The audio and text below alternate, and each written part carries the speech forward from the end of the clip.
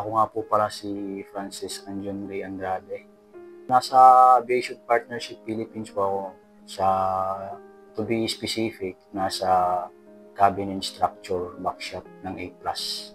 Mostly sa amin, ma'am, yung mga repair dun sa aircraft, mga modification sa aircraft, lahat ng mga cabin maintenance din yung ginagawa din natin. Emiliano Esteban Jr. Age is 58. Baling A+ ako, Aviation Partnership at Cabin Mechanic, Instructor Mechanic. As a Cabin Mechanic, inano namin yung mga lahat ng sa cabin na kung may kailangang i-repair, nire-repair namin. At sa structure naman, kung ano yung may mga kailangan i-repair din at kailangan pinturahan, yun ang ginagawa ko. My name is Aristides A. Mandani Jr. I'm 34 years old and I currently work as a flight handler from One Aviation for 2 years and 6 months. Sa trabaho ko as a flight handler, so trabaho po namin na i-secure yung mga baggages namin, lalong-lalo na yung mga magde-departure po from Manila to other outstation. So, ang trabaho ko po ay i-secure po yung mga bagahe, gawin ng maayos yung trabaho. At make sure na yung mga bagahe na aming pinapasok sa container, papunta sa aeroplano, ay wala hong magiging damages. So, nakaka-assure po na yung passenger po, pagdating po sa kanilang destination, is safe po yung mga gamit. Ako po si Domingo Valencia Pascual. Kasalukuyan po akong nagtatrabaho sa One Aviation bilang isang ops agent po. Ako po si Kurt Dominic Pascual. Nag-aaral ng kursong Associate in Aviation Electronics Technology sa Philippine State College of Aeronautics. Actually, ma'am, magwa 1 year pa lang po ako sa co-op. So, last year, nagpa-member ako by June nata. Yung pumasok po ako sa A+, kumbaga may mga naririnig na po ako dun sa mga kasama ko, yung mga member mga dating member ng co-op. Kumbaga sila po nung nag-encourage sa akin din na magpa-member kasi yung aside dun sa makaka-avail ka ng mga loan gano'n, yung hinahabol ko lang din is yung magkaroon din ng savings din. At least dun sa sahod mo, may kahit na di ganong kalaki, at least may natatabi kang pera dun sa sahod mo na kumbaga safety mo na yun. Kung makasakaling at the long run, may makukuha ka pa rin na amount. Hindi mo magagastos lahat. May naitatabi ka. Salary loan po. Yun lang pong nabil ko sa co-op. Ginamit ko po, ma'am, doon sa kasi po last year parang dinagdag ko lang din po sa budget ng pagpapakasal ko. Last year kasi nagpakasal ako last year. Kumbaga dinagdag ko na lang din as instant na pera para sa kasal, para may panggastos din. Hindi ko man kung nasa 15 years na or 15 years or 17, mga ganun. Pinakaano kong avail sa salary loan dahil sa pag-aaral ng anak ko. Dito malaking tulong sa akin yung pag-ano ko sa co-op, para sa mga tuition fee, yan. Tapos bali loan. Unang-una, kaya malaking bagay na nakatulong sa akin yung mga loan ko. Unang-una, sa pagpapaaral ko sa mga anak ko. Papasalamat ako na tapos na ako ng 2 college. Karoon ako ng engineer para sa yung paglulong ko sa co-op. Lahat yung galing dito. At ito ngayon, nag-umpisa ulit ako para sa nursing ko naman. Member po ako ni co-op since 2023. Nag-start po ako kay co-op nag-start ako kay co-op ng 2023.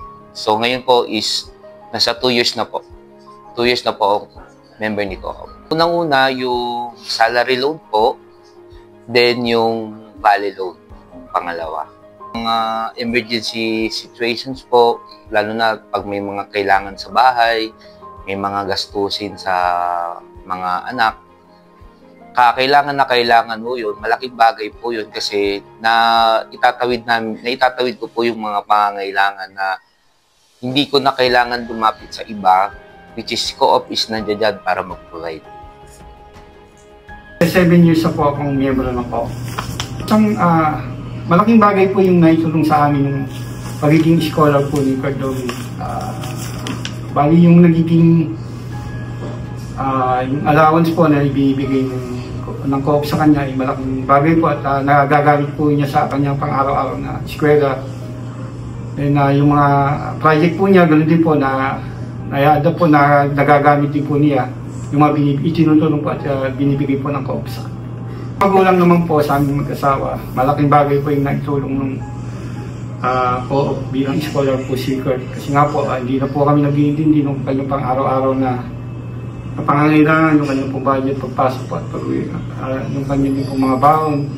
Ganyan po ang iniintindi na lang po namin yung kanyang pambayad po sa dorm, tsaka iba pong mga kailangan pa po niya sa kanyang school. Sa pagkakaroon ng scholarship, natanggap po sa Cebu Air Multipurpose Cooperative ay sobrang laking tulong nito bilang mag-aaral na nagkakaroon ng financial burden sa pagpatuloy ng pag-aaral.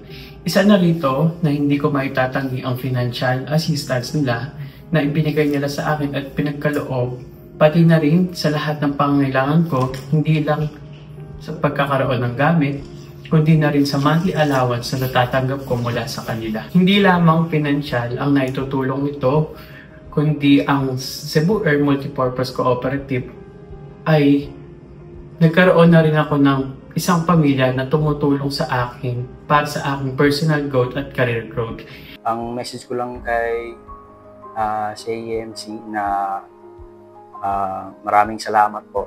It's an honor po na maging member ng CAMC at sana po ay marami po kayong matulungan ng mga employee na gano'n. Siyempre may mga instant na pangangailangan na sa ito. Saka sana po dumami pa yung member ng CAMC. Happy 25th anniversary CAMC. Maraming salamat po.